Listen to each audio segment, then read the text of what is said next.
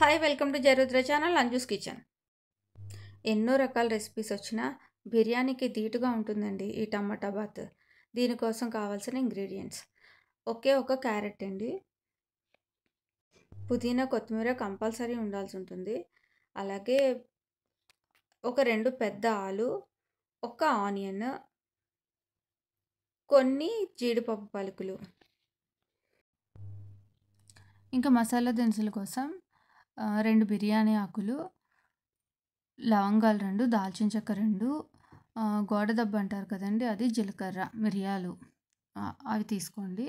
అవి మీ స్పైస్కి తగ్గట్టు. ఇక ఫ్రోజన్ బఠానీలు తీసుకున్నాను నేను. ఇంక ఇందులో అల్లం వెల్లుల్లి పేస్ట్, పచ్చిమిర్చి 3 కలిపి పేస్ట్ చేసింది. టమాటాలు ఒక 4 చిన్న చిన్నవి కట్ చేసి ఒక 4 మిక్సీ చేసుకున్నాను. ఇప్పుడు కుక్కర్ పెట్టుకొని ఒక 10 టేబుల్ స్పూన్స్ ఆయిల్ వేసుకోండి. నా స్పూన్ చాలా చిన్నది, అందుకే 10 చెప్పాను. దానిలోని బాగా కాగిన తర్వాత మసాలా దినుసులు, ఉల్లిపాయ ముక్కలు, క్యారెట్ వేసి ఆయిల్ పైకి తేలేదాకా వేపండి. అలాగే మనం చేసి పెట్టుకున్న మసాలా ఉంది కదండి, అల్లం వెల్లుల్లి పేస్ట్, అది కూడా వేసుకోండి. అది కూడా ఆయిల్ బాగా పైకి తేలాలి. ఆయిల్ బాగా పైకి తేలినప్పుడే టేస్ట్ వస్తుంది. దాన్ని బాగా అటు ఇటు కలిపితే మంచి అరోమా కూడా రిలీజ్ అవుతుందండి.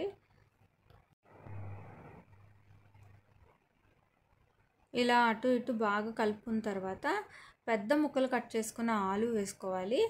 ఆ తర్వాత చిన్నగా కట్ చేసుకున్న టమాటాలు కూడా వేసుకోండి. ఆలు, ఈ క్యాప్సికమ్స్, ఇలాంటి వెజిటబుల్స్ అన్నీ కూడా ఆప్షనల్, అది ఖచ్చితంగా ఉండాలని ఏమీ లేదు. నేను వేస్తున్నాను పిల్లల కోసం అని చెప్పి. ఇప్పుడు అందులోనే ఫ్రోజన్ బఠానీలు ఉన్నాయి కదండి, అవి కూడా వేసేసుకోండి. అలాగే టమాటా పేస్ట్ కూడా బాగా వేగాలి.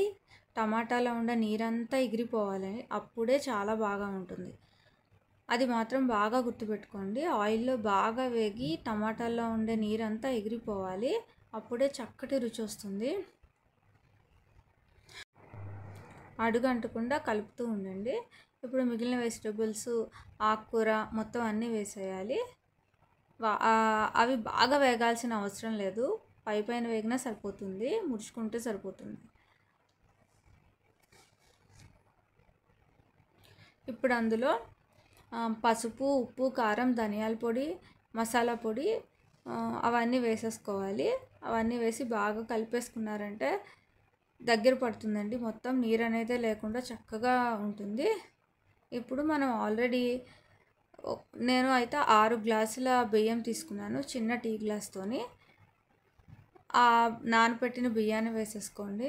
బియ్యాన్ని ఎక్కువసేపు అయితే నానబెట్టొద్దు, అప్పటికప్పుడే కడిగి వేసేయాలి, లేకపోతే ముద్దయిపోతుంది. నీళ్ళు మామూలుగా దానికన్నా కూడా ఒక 1/2 గ్లాస్ తక్కువ వేసుకోండి. ఇప్పుడు ఉప్పు, కారం, మసాలాలు కరెక్ట్గా చూసుకోవాలి. ఉప్పు ఇప్పుడు కరెక్ట్గా పడితే చాలా బాగుంటుంది. మళ్ళీ దించిన తర్వాత కలిపితే బాగా కలపాల్సి వస్తుంది. ఇప్పుడు పైన కొంచెం ఆయిల్ వేసి ఒక 2 విజిల్స్ రప్పించుకోండి. అంతేనండి, చాలా బాగుంటుంది. చాలా సులువుగా కూడా చేసేసుకోవచ్చు. ఎవరైనా చుట్టాలు వచ్చినా సరే పెద్దగా కష్టపడాల్సిన అవసరం లేదు. ఇప్పుడు వేపించి పెట్టుకుని జీడిపప్పులు పైన వేసేసుకున్నామంటే క్రంచీగా ఉంటుంది.